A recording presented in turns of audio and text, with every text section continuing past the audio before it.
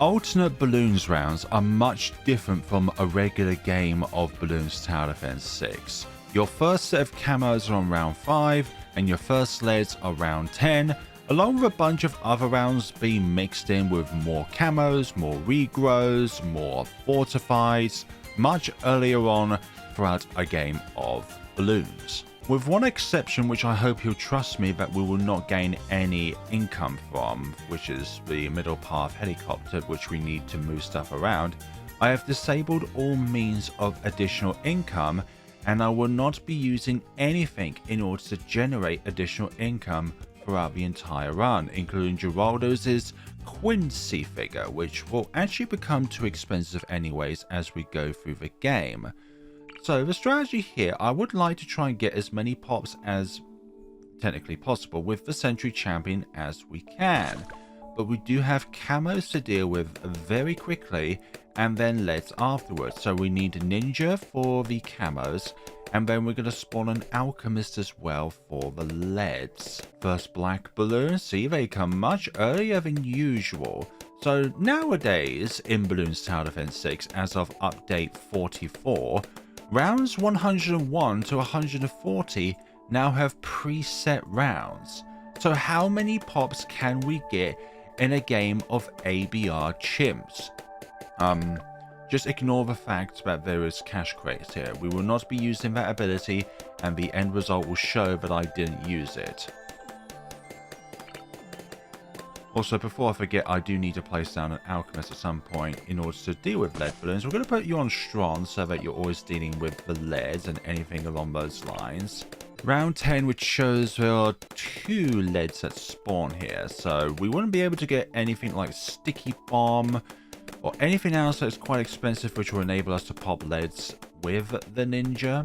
So we're just going to have to deal with the fact that there's an alchemist here. We're going to get Geraldo down because there's going to be a particular round in which we need to put camo detection on this alchemist here, which is round 24, which consists of a single camo lead balloon. Placing down our engineer here, in which is going to be our main tower here in order to actually get through this scenario as much as possible anyways. Round 15 is the introduction of purple balloons into this equation, but that won't matter at all since we don't have any magical elements at our side. Now we do have some regrow camos here, but I think we've dealt with them, which is pretty good. Again, just relying on the ninja in order to deal with the camo balloons.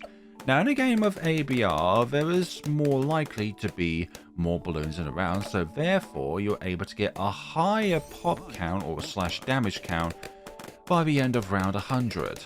And since there are more balloons to pop within a game of ABR, that means we will have more money earlier on. And say earlier on. Round 21 is a bit of a tease because this is actually an easier round in comparison to usual.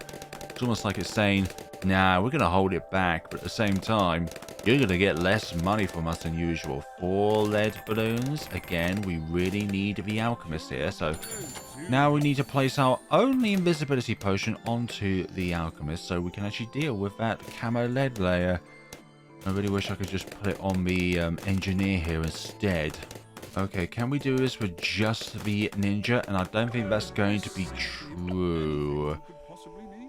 Okay, so let's put you on the engineer here, but the only downside is that we are not going to get Sentry Expert for round 28, which consists of 6 regrow leads in comparison to the normal 6 leads in which we would normally get in a normal game of chimps. Also, I forgot to show this at the beginning of the video. Everything in a usual game of chimps is disabled, so yes, including no lives lost. Round 30 has camo lead balloons, no problem whatsoever. We now have camo detection on our beloved Sentry Expert. So, our next objective now is to get camo detection for our Sentry Expert as early as we possibly can. Because I don't trust the ninja monkey to be able to deal with all of the camos by itself. Although this round looks like it's going to be easy enough. It's easier than the regular round 33 because it has yellow balloons. But obviously, again, we'll get less money out of it. Purchasing a radar scanner, our engineer now has camo detection, which is very important within this endeavor. Every balloon has a stage up. Besides those ceramic balloons on round 36. I'm having my monkey villages down here so that the engineer doesn't spawn any sentries down here when it's able to normally be able to reach down here, because it's just a bit of a waste of space putting these sentries down here when they could be along here, or here. Jungle drums, and round 40 consists of the first fortified Moab, which would normally appear on round 62, mind you. And that goes down good. Rounds 41 to 50 though will consist of multiple occasions where we will see a regular Moab, so something to watch out for there, but that does mean we will get some extra moolah. Next up, Sentry Champion. Now the Sentry Champion isn't the best tower to use when it comes to trying to calculate the total amount of RBE that there is, simply because it does undercount because of the sub-tower issue, where if the sub-tower disappears and its projectile is still on screen, it doesn't count towards the overall amount of damage that the tower does, which can also be said of Wizard Lord Phoenix with its Phoenix, with Etienne with their drones and their UCAV. The permanent one don't think undercounts, but the regular one does. Oh my gosh, round 49, Ninja Kiwi thought of me with this one. A whole bunch of regrow yellow balloons. I highly doubt they did. Round 50 consists of multiple fortified Moabs with some regular ones as well. We do need to deal with these lead balloons because they do block our lasers from being able to do any damage. When you can target a balloon in which you cannot damage, your PS does go down to 0. Which means no damage whatsoever. I could take some tinkering, but you're strong, and hopefully you'll be able to just wiggle out the Moabs up around and then deal with the weaker balloons as we go along. Excellent. Again, another fortified Moab. Now, I think the first time we're going to see a BFB is going to be on round 56. No, round 54 actually. Again, more fortified Moabs. That's the same issue as round 53, but rather than regular ones, it's fortified ones.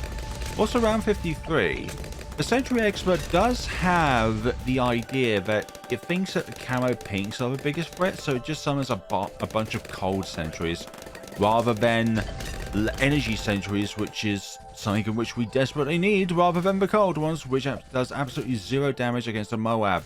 There goes for BFB down into Moabs, and that should be good. Hopefully we'll get about 10k or less steals from these two put together, but it's going to be rather annoying when it comes to this factor. But without these two towers at the very beginning, we wouldn't be here.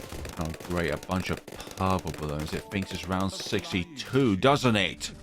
Not really. Or actually round 95, but a miniature version when it comes to the huge camo regrow purple wave. Did you know there used to be a bug in this game where Super Ceramics actually grants you much more money than they would normally do? I think it's back in like the very first 2-tower CHIMPS video, which showcased the Energizer and the Anti-Balloon. The very first 2-tower CHIMPS to ever be on Bloons Tower Defense 6. Or any Bloons game, to be honest. Oh my god, there's so many Moabs on the screen. I may even need to put down a Jerry's Fire just so that we have some additional means of damage. And yeah, that looks like it's going to be the case. Thanks to the money generation information, when you complete a scenario, you're able to see the amount of money generated throughout the entire run. So that's a very good indicator to see if I have cheats or not in this scenario. But we definitely do need to move these two towers, and obviously we can't sell. So there is that. I could put selling on, but not really. Also, when you put selling on, you can't actually sell the rare Quincy action figure, so there's that factor that you shouldn't really deploy down because it's worthless anyways. Why is the Sentry Champion going to be my main tower for lots of pops? Well, it's just incredibly synergetic when it comes to buffs when it gets. So let's say, for example, you have an Ultra Boost boosted on the Engineer. It increases the amount of sentries that it can spawn. Alongside that, Jungle Drums also does the same thing, increases the amount of sentry turrets in which the the Sentry Champion can spawn. Homeland Defense increases the amount that it can spawn, and also increases the pierce of per champion sentry as well. That includes the explosion that it creates. So definitely a incredible tower to try this all out on. The only round which is going to give me any kind of worries really is round 139. Rather than consisting of, let's say, a huge amount of Moabs, replace all those Moabs with BFBs.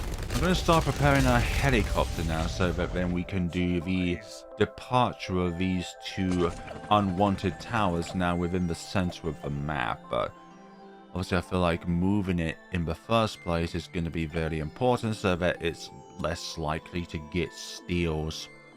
No steals, thank you very much. Fortify BFB, no chance. No quambreno when it comes to your chances there, dear BFB. Other things to look out for. Round 79 is going to be the first round in which we will encounter a ZOMG. And when it comes to DDTs, round 88 is going to be our first round. And then between rounds 90 to 100, we're going to see many more rounds that consist of a DDT. Oh yeah, round 99, the first bad. And round 100, the first fortified bad. Fun! Now in update 44, the deploy rate is drastically decreased so that you can actually move towers about much more quickly than you would normally otherwise. So we need to relocate this ninja first. Hopefully I am in a good spot. There we go, that's a good spot right there. Hopefully you don't get any steals. And we're going to do the same with the alchemist once we get our ability back. Or is it the marine that is increasing rate? I don't know now, because this seems rather slow to come back.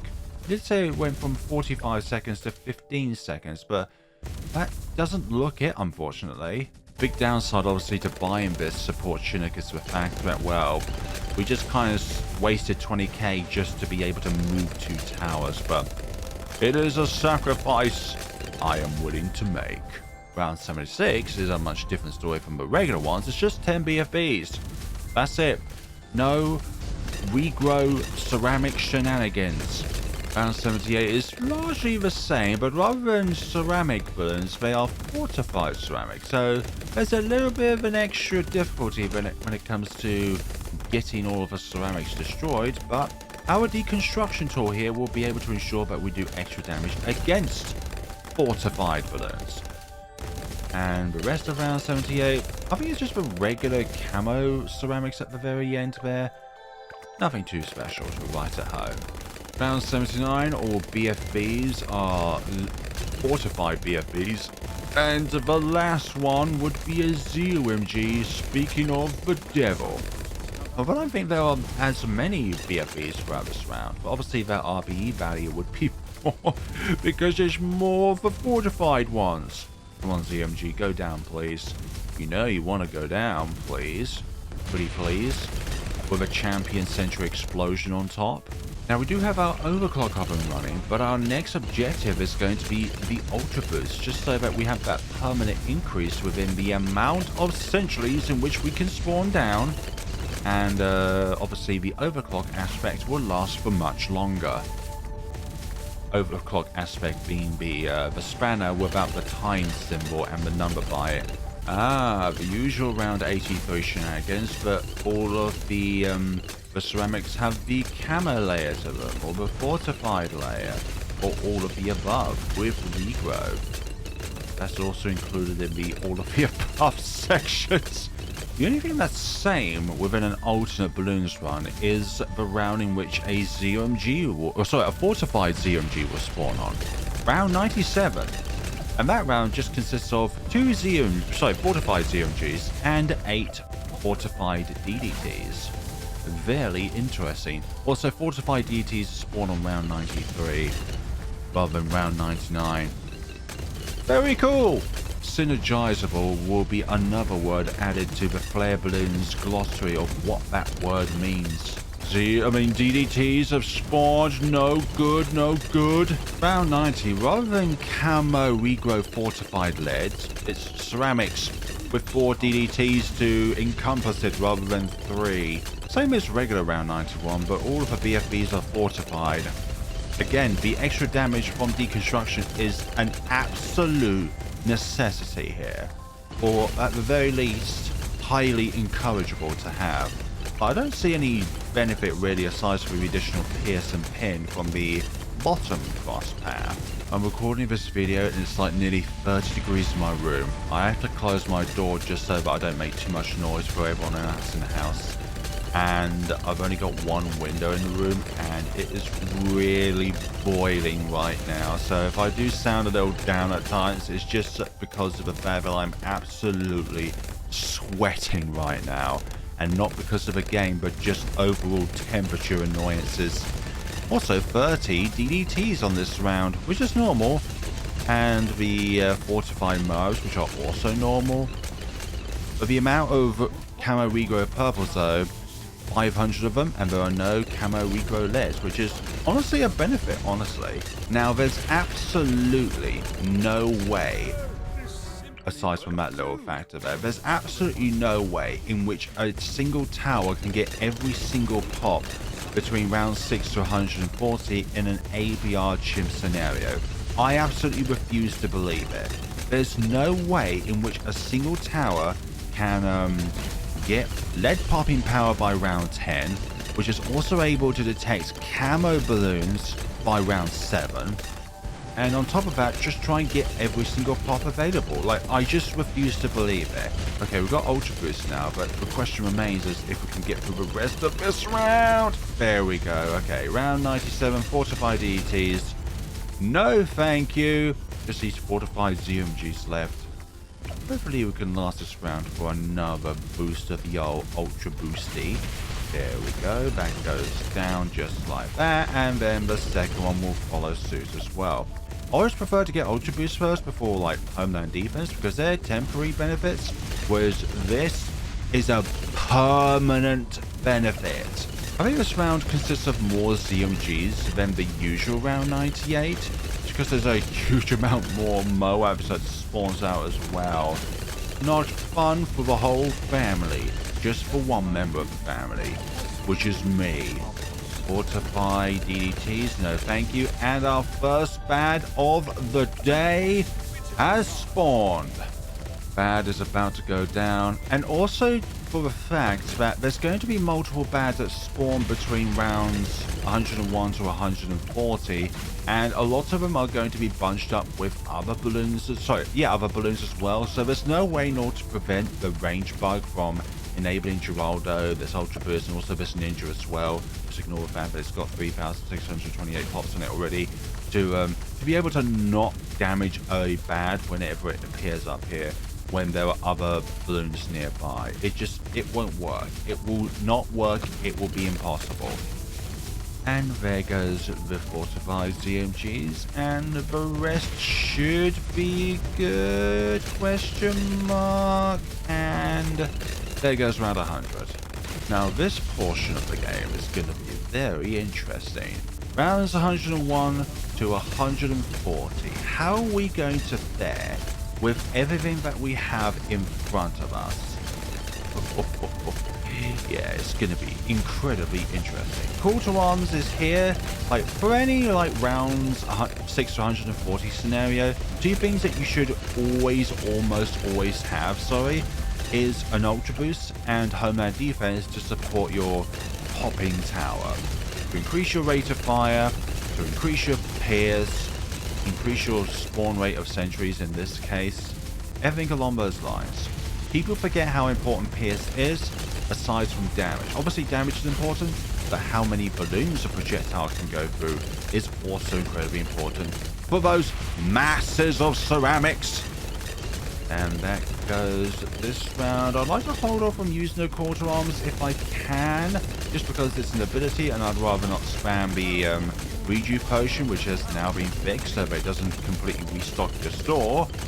I've been waiting for this bug to go away so I can actually properly do this video without people thinking you just spammed infinite Geraldo rejuve potions.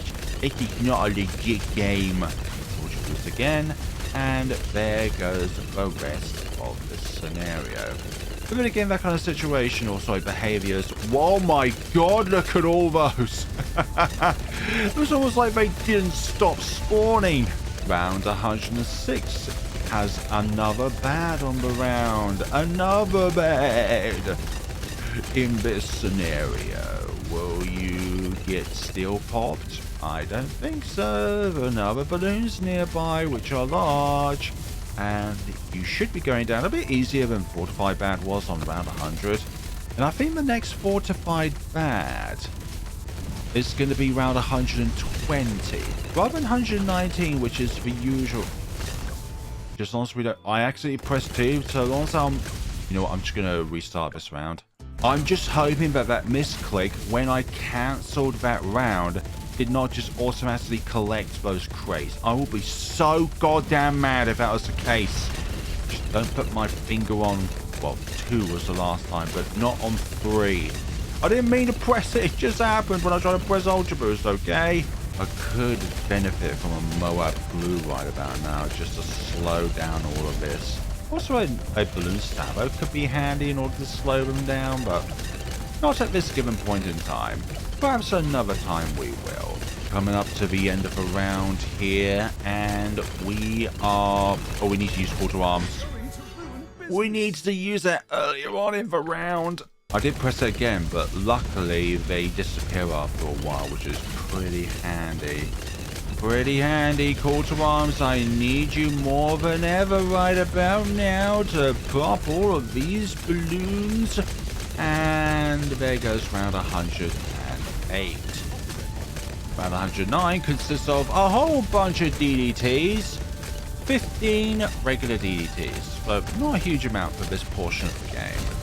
Again, Call to Arms, we really need better additional attack speed and Pierce. I think mainly Pierce is the more important factor. Like, if you only have like 2 Pierce, you increase it to 3, which is quite big, honestly. We now have Homeland Defense. Thank goodness we have the... You're going to be moving elsewhere, unfortunately. Like, I don't trust you in that spot for 1 second there, Heli. Hopefully you don't pop anything here. Hopefully, for some other reason, this has been moved back to 2 now. Oh yeah, because we bought Homeland Defense, so anything that you buy later on, it will move from, let's say, 1 to, so in this case, from 3 to 4. Holy moly, look at all these ZMGs around 111. 21 regular ZMGs and 9 fortified ones. The 33 DTs. We kind of just dealt with them. 112 consists of a regular bad. Deal with all of this. Geraldo and the engineers still have yet to steal a pop, but there will come a time where there'll just be a bad with other things and it'll be able to enable these to steal pops. We have our second Call to Arms up and running, and we will be getting a third one as well, just so that we will be able to have 100%, well, at the very least, Call to Arms uptime at all times. So we can always have an additional 50% attack speed, attack Pierce, and increased spawn rate. Round 117, oh my god, look at all these DDTs. We have 27 regulars and 18 fortifieds. Not a huge amount, but Homeland Defense time. You are up. Let us pop all of these ZMGs before the bad makes it up to here, and still not yet a single steal from Geraldo and Ultra Boost. Again, that will change. Call to Arms active, and there goes round 118. Now, usually on round 119 consists of 3 bads, with the second one being susceptible to steals.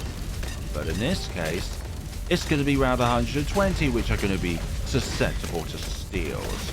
Round 120, bad, and fortified bad.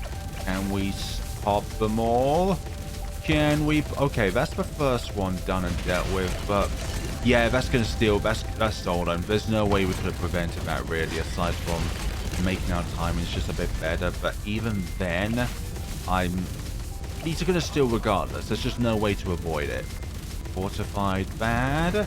We're gonna need that Homeland Defense up in that. Oh, we now have all the means when it comes to attack speed increase. I think the only other thing that we could do is get a perma brew, but I think at this point that option is out of the window because we need to spend another 60k on something which will only ever benefit the primary tower itself, which is the Sentry Champion Engineer, along with the spawn rate of the sentries themselves. But I don't think that's too big of an increase, unlike the Sentry Champ. So unlike the Ultra Boost and the Homeland Defense. Homeland Defense. The only thing I can think of which will benefit our cause are blue gunners, really. Slow down. Oh my god, look at everything that's going on. Yeah, Homeland Defense, please.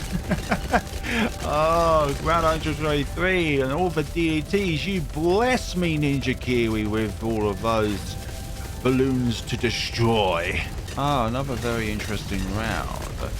Lots of spaced out fortified DDTs, no thank you.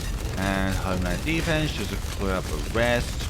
Just the synergy of Ultra Boost with Homeland Defense, when they're all applied to the Sentry Champion, is a lovely sight to behold. Ooh, look at all these DDTs. Again, no match for us, so now I almost lost my train of thought of how to speak. They nearly got through. Right, let's get ourselves a Relentless Glue. And I think from there we're also going to get ourselves a Blue Gunner. You are almost the worst balloon to lose from. Right, spawning it earlier on in the round should yield us some results, and it also gets the benefit of Homeland Defense because it is a global ability. Anyone remember the days when Call to Arms only ever affected the towers which was in its radius? Well, it's a pretty good move that Ninja Kiwi decided that, hey, like Homeland Defense, it should be a global affecting ability rather than just what's within its area. More fortified DDTs to vanquish. They're getting almost a bit plentiful. You know what, we'll just activate Homeland Defense just to ensure that we can get through this scenario. Yeah, the Bloons Sound Defense, sorry, not Bloons Sound Defense Wiki. The Bloons ABR page has been edited recently so that it has the new rounds in which 101 to 140 consists of. Round 131 consists of 3 regular bats, so it's just round 119 essentially, but obviously they have more HP than usual, so that is to look out for. And also, did you hear Geraldo swipe his weapon at them? No, thank you. The Alchemist will still pops, but it's like really, really minuscule. It requires a Moab to be within its range, so no upgrades for you, but even then it won't affect your popping potential aside from stronger acid, and even more importantly, not to get perishing potions. Never get perishing potions in a 2 megapod scenario unless you absolutely know that that particular tower won't be able to reach anything. If it's a bag, then that's okay, but not anything else. Especially if it's a fortified ceramic. So many steals. A bit more of a shallow round around the 134. Only 20 BFBs and 26 fortified BFBs. A shallow round. Yeah, this is ABR late game gyms, for goodness sakes. Don't you try and twist my words. Also a bunch of grouped up DDTs. No thank you. Okay, we do have our glue storm now, which means the only thing I'm thinking of spending on is probably rejuve potions. Like, if we have the money, we could possibly turn this into a Bloon Sabo, but I don't think we're going to be able to get the money for it, to be honest. So we're just going to sit on tight with the remainder of our monies and see how we go along from here. Put you on there, put you on there. Pickles is just a massive downgrade. Minus Sentry Champion, Sentry spawn rate. No thank you. I like that, thank you very much. And the additional 1 damage is just not going to be helpful because of the attack speed reduction. We are coming up to round 138, but still we've got this round to contest with. Oh my god, that's a lot of RBE to contest with, not gonna lie. Okay, round 138. All of this is going to be incredibly important for us to try and counter here. And I honestly think we're going to use the rest of our money on rejuve potions, to be honest. I don't want to risk anything. All of these DDDs, no thank you. Try and be a distraction just so that the bads can go through. That's what your true objective was. Well, alas, I popped all of the DDDs beforehand. I hope I can go through the rest of this round without needing to worry, because the next round, oh my god, that is a round and a half to try and go through here. Like, I'm not gonna sugarcoat anything. This is an absolutely catastrophic round. Look at all of these BFBs which are spawning out here. Oh my god. Look at all of the targets in which we need to pop. Oh my gosh, this is so much destruction. We seem to be getting through it, but oh my goodness. Oh no, we need our homeland defense again. And yeah, I think we're settled, honestly. We are pretty settled, but that is such a huge round. Round 140, okay. That's going to be spawned up. And are we going to get over 2 million pops in this round? I don't think so. And yeah, bunched up stuff there. There is a regular bad and a fortified bad there. No, thank you. Yeah, this is why I've chosen the Sentry Champion. It's just such an awesome tower to try and use, honestly.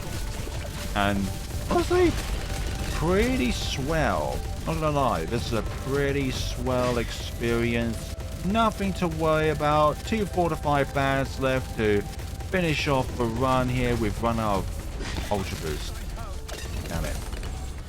That's totally fine. That's really fine. I'm fine. Are you fine? Yeah, you're fine. Okay, so what have we got here? We have 29.865 million damage here. And obviously, only about like 18k of that was stolen, or 17k of that was stolen. 17k and 60 was stolen, it looks like. And as you can see, cash generated 0. So we didn't get any money from our support tunic. Its only purpose was to move the alchemist and the ninja at the very start. Towers place 12, 782,000 pops. I heard from somebody in the Bloons Tower Defense 6 index, but they were able to reach 30.7 million damage. So it could undercount, honestly, and the Sentry Champion is probably not the best tower in order to kind of measure the new statistics. Cash spent 346,000. So you can afford a Legend of the Night, but it's just too tight for money, honestly. And we used our abilities so many times on the field. So yeah, 11,000 from the alchemist, a few thousand from the ninja, a few thousand from the heli pirate. So that was a pretty good run right there. A few hiccups here along the way, but nothing that we couldn't handle. We could have put the sharpening stone on you, but it only affects the engineer. And it doesn't increase your damage, and increases your pierce with the nail gun. So that's pretty cool. Thank you all so much for watching, everyone. Let me know what if you thought of this video down in the comments sections below. As you can see by the rules, obviously it is a chimps game, and it is 99.9% mostly chimps along here as well. Like, I don't think you could see a well, aside from Maheli, a tower that hasn't been restricted, that should be restricted in this scenario. Thank you all so much for watching, and take care of yourselves, everybody.